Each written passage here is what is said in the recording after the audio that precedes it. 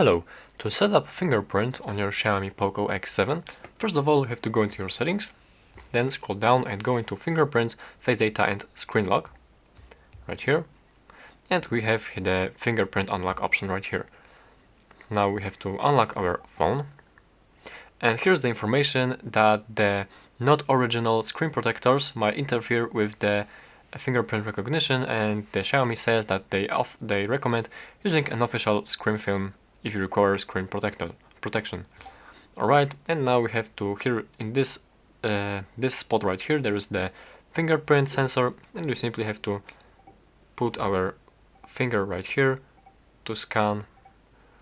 Remember to put your finger in different positions, don't put your finger on with too much force in here, just put it gently in there and scan until you feel the vibration and see that these lines are filling up.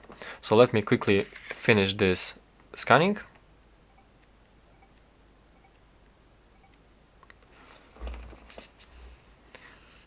Alright, as you can see, the scanning is done.